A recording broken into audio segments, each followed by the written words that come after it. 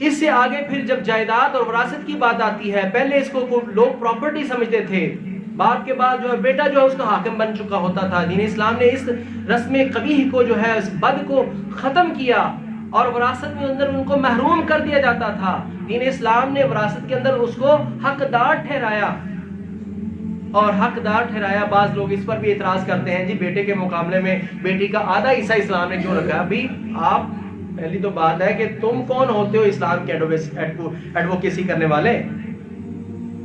دوسری بات ہم مسلمانوں کو بھی سمجھ لینا چاہیے کہ اصل میں فلسفہ کیا ہے۔ ہم بھی پریشان ہو جاتے ہیں کہ ہاں یار واقعی ایسا کیوں ہے؟ تو بھئی ایسا یہ ہے، اس لیے ہے کہ رسول اللہ صلی اللہ علیہ وسلم، اللہ نے جو نظام حیات بتایا ہے، اسلام ایک اپنا نظام حیات بتاتا ہے، اس کا ایک طریقہ کار ہے۔ اسلام کے اندر بیوی اور بچوں کے خرچے اٹھانے کی ذمہ داری کس کی ہے؟ مرد کی، عورت کی نہیں ہے۔ چونکہ مرد کے اوپر بھاری ذمہ داری ہوتی ہے اس کے ماں باپ کی بھی اور اس کے بچوں کی بھی اور اس کی بیوی کی، سارے گھر کو اس نے چلانا ہوتا ہے، اس لیے اس کا حصہ ڈبل ہے۔ عورت کو جو ملنا ہے نا، اس کے اوپر ذمہ داری کسی کی نہیں، صرف اس کی سیکیورٹی ہے کہ اس کی سیکیورٹی کے لیے صرف اس کی ذات کی سیکیورٹی کے لیے اس کو حصہ دلوایا، اس کی باپ کی جائیداد میں سے بھی اس کو حصہ دلوایا، اس کا حق مہر کی صورت میں بھی۔ اس کے اندر بھی ہم زیادتی کرتے ہیں، یہ زیادتیاں ساری ہم کر رہے ہیں معاشرے میں، اس کو چھوڑنا ہوگا ورنہ اللہ کے ہاں پوچھ ہوگی۔ یہ کوئی سمپلی آپشنلی کوئی اختیاری بات نہیں ہے کہ کر لیں تو کر لیں، نہیں تو نہ صحیح، ایسا نہیں ہے۔ اللہ کے ہاں سخت پکڑ ہے اور برباد ہو جائیں گے وہ لوگ اس دنیا کے اندر ہی جو کسی کی وراثت مارتے ہیں، حق مارتے ہیں اس کا، اسی دنیا کے اندر اس کی سزا ہے، قرآن سے ثابت ہے۔ اللہ تعالیٰ فرماتے ہیں، ٹائم بھی تھوڑا ہے، وَأَمَّا إِذَا مَبْتَلَاهُ فَقَدَرَ عَلَيْهِ رِزْقَهُ فَيَقُولُ رَبِّي أَهَانَنِ۔ کبھی ایسا ہوتا ہے انسان جو ہے وہ کہتا ہے میرے رب نے مجھے ذلیل کر دیا۔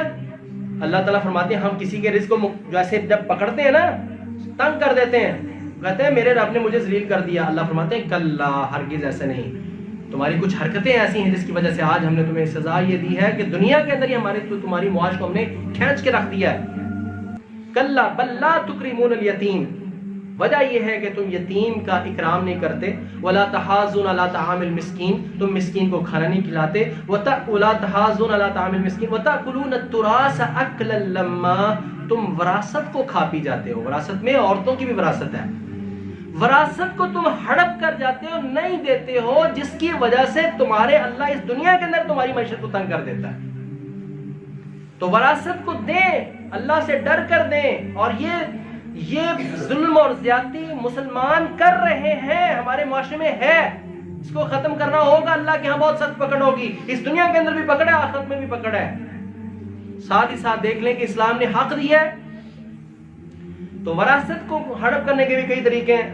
باپ کی وراثت میں اس کا حق بن رہا ہے، آپ جو ہے بھائی جو ہے نا وہ بڑے خوبصورت سے جملے بولیں گے اور بڑے کیپسولائزڈ جملے بولیں گے اور کہیں گے ہاں بھائی 10 پھر حصہ لینا ہی۔ وہ بیچاری کیا ہے، اس کو اب ڈر لگ رہا ہے کہ کل کنا میرے گھر میں کوئی آگا پیچھا ہو گیا تو مڑ کے میں نے ان کے پاس آنا ہے، اگر میں نے لے لیا تو انہوں نے اپنے گھر پہ نہیں آنے دینا، منہ بنا لیں گے اور اپنا راستہ تعلق ہمیشہ کے لیے توڑ دیں گے۔ تو آگے سے وہ بیچاری بڑے نیلے سے منہ خوشی کی ایک چہرے پر مسکراہٹ لا کر وہ کہتی کوئی گل نہیں بھائی جان، میرا جو ہے تہاڈا ایک ہی گل ہے، اور یہ حلال ہو گیا۔ اللہ کی قسم یہ حلال نہیں ہوتا اس طرح سے۔ اس کا حق اس کو دے، حق لینے کے بعد وہ اپنے جس بھائی کو سمجھے یہ کمزور ہے، یہ دینا چاہتی ہے، فرض کریں تو وہ اس کو دے لے، تو بھائی اس کے اپنے بچے نہیں ہیں۔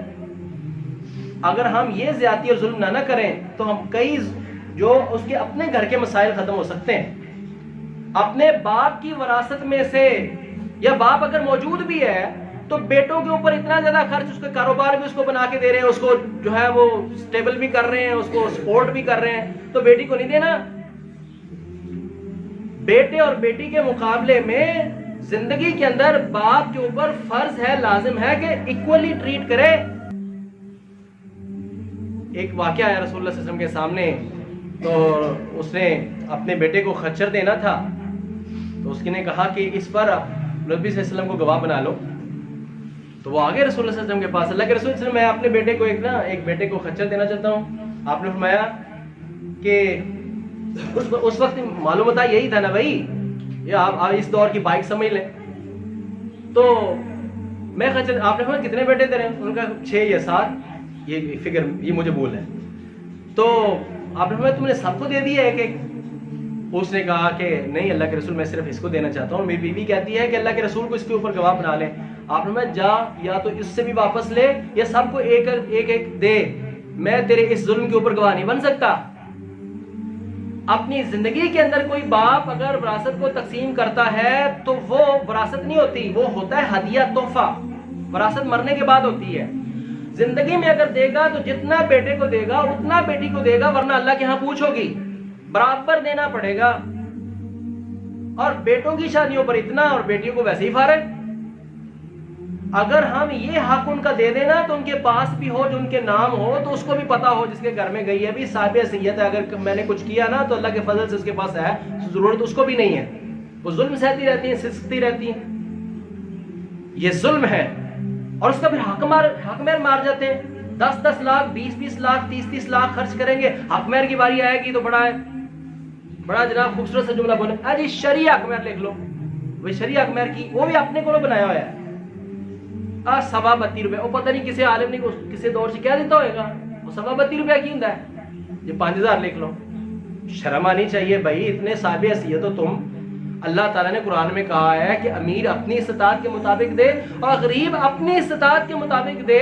نہیں ہے کسی کے پاس تو وہ لوہے کی انگوٹھی بھی دے سکتا ہے.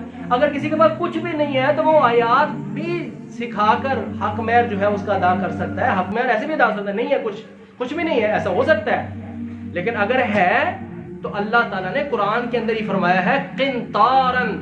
اگر تم نے ایک خزانہ ایک ڈھیر بھی دیا ہو نا، کسی کو حق مہر کا واپس نہیں لے سکتے. قرآن میں یہ لفظ ہے، یہ اشارہ اس بات کا کہ ڈھیروں میں دیا جا سکتا ہے. وعلی الموسی قدرہ وعلی المقتر قدرہ. امیر اپنی وسعت کے مطابق دے، غریب اپنی وسعت کے مطابق دے. اب حق مہر اس کی جو ہے مطابق، اس میں افراط و تفریط نہیں ہونا چاہیے کہ لکھوا لیں بہت زیادہ ناک اونچی رکھنے کے لیے بعد میں دیتے نہیں. یہ ظلم. اور یا اگلے ہی دن جو ہے وہ اسے معاف کروا لیتے ہیں. اس کا حق ہے اور تھوڑی بات پر جو ہے وہ اس کی حق مہر کے اوپر جو ہے ڈاکہ مارنے کے لیے تیار بیٹھے ہوتے ہیں کہ جناب پہلے تو اب حق مہر تو لے کر آنا، میں نے اس کو اس پر لگانا ہے. کیا کرے گی بیچاری؟ یہ اس کا ہے. ہاں اگر وہ اپنے شوہر کے ساتھ وہ تعامل کرنا چاہتی ہے تو وہ اپنی مرضی سے کرے. اس کو آپ سپریس کر رہے ہیں، اس کو دباؤ ڈال رہے ہیں طریقے سلیقے سے، کبھی کسی سے کبھی کسی سے. اللہ سے ڈریں. ایک لفظ ہی کافی ہے. انسان کو پتہ ہے کہ میں زیادتی کر رہا ہوں، اس لیے رسول اللہ صلی اللہ علیہ وسلم نے ایک ہی لفظ فرمایا ہے، عورتوں کے معاملے میں اللہ سے ڈرو. اللہ جانتا ہے کہ تم کیا کر رہے، تمہاری نیت کیا ہے. پھر حق مہر نہیں دیتے. اچھا میں یہ بات بتا رہا تھا کہ عورت کی سیکیورٹی کے لیے اللہ تعالیٰ نے اس کی سیکیورٹی ہے، اس نے صرف اپنی ذات پر لگانا ہے. باپ کی جائیداد میں سے اس کا حق ہے، بڑی ہوگی تو اس کی حق مہر میں سے اس کا حق ہے. پھر اس کے شوہر کی وراثت میں سے اس کا حق ہے. چوتھا اولاد کی صورت میں 8واں اس کا حق ہے. اور یہ حق صرف اسی کی اپنی ذات کا ہے. مرد کا دگنا اس لیے ہے کیونکہ اس کے اوپر ذمہ داری ہے بچوں کی بھی، بیوی کی بھی اور اس کی بھی. تو اب اس لحاظ سے آپ دیکھیں، باپ سے بھی ملا، حق مہر بھی ملا، شوہر سے بھی ملا، اولاد سے بھی ملا. اولاد کے حصے میں سے 6واں حصہ ہے اس کا، ٹھیک ہے. اور اگر وہ اکیلی ہے تو اس کے لیے 3واں حصہ ہے اور صرف اس کا ہے. اب یہ سارے حق دے نظر عورت کو، وہ دیکھتے ہیں ظلم زیادتی ہوتی ہے، ساری اکثر لڑائیاں ہی پیسے کی ہوتی ہیں. تو ہمیں بھی دینا چاہیے اور اس کو چھیننا نہیں چاہیے. اور یہ ظلم اور زیادتیاں ہمیں بہرحال روکنا پڑیں گی.